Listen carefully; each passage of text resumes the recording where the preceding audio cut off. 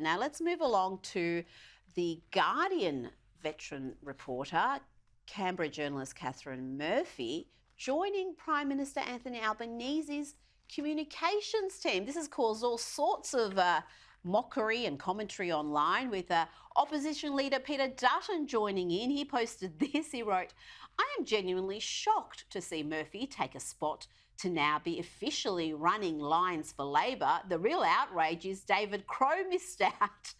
What more must he do to prove his credentials to formally be employed by the Labor Party?" Oh, goodness. What do you make of this decision? Is it a strange call for Catherine Murphy to do this? Is it a strange call for the Prime Minister to hire her? Well, Rita, she has been in politics for decades. She's very well known in the Canberra Press Gallery, but it's really no surprise that she's going to work for a Labor Prime Minister. I'd be shocked if you said she was going to work for Peter Dutton. She's repeatedly written attack pieces on Peter Dutton, calling him polarising, accusing him of dividing the country over The Voice, fake news. The list goes on. She calls him polarising. She was in some of her columns, very nice towards Anthony Albanese. She said in one column, Airbus elbow, as he's referred to, she said his travel was justified. He was doing a good thing for the country. So it's no surprise she's now going to go and work for him.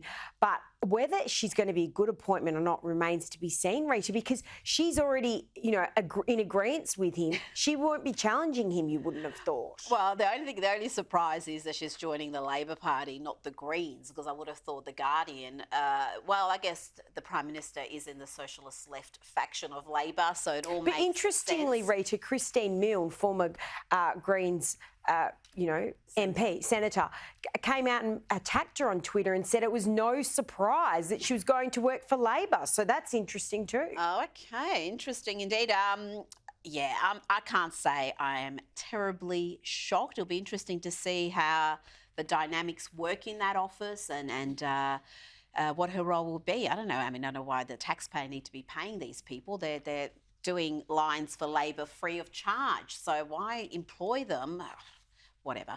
She's going to have a work cut out for her, because the honeymoon is well and truly over for the Prime Minister. We saw at the tennis at the Oz Open, he was booed loudly on Sunday night. Very different to the reception he got at the last Oz Open. Let's have a look at that. On behalf of Tennis Australia, I'd like to welcome Victorian Governor, Her Excellency, the Honourable Professor Margaret Gardner, the Australian Prime Minister, the Honourable Anthony Albanese, the Deputy Victorian Premier, the Honourable Ben Carroll. Thank you. Ooh, they weren't liking him there. And people will say, well, every politician gets booed at sporting events, and there's some truth to that, but there's certainly a change into how the Prime Minister's being perceived now compared to the last Oz Open. Oh, absolutely, Rita. And don't forget, this is on the international stage that he's being booed. Very embarrassing for the Australian Prime Minister.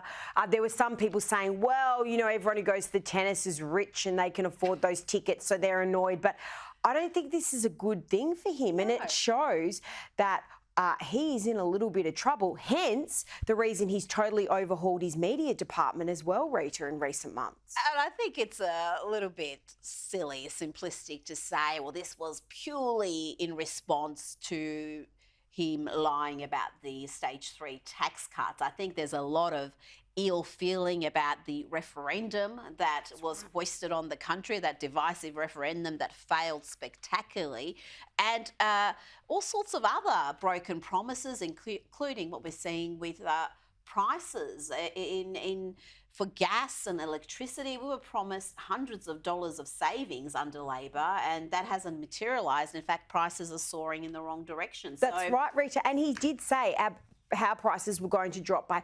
$275 a year. That has not happened. So that's another broken promise. So the things are mounting up, and we are in a cost of living crisis. And when that happens, they always blame the government that's in office. And that's what surprised me about him being at the tennis. We know he loves the tennis.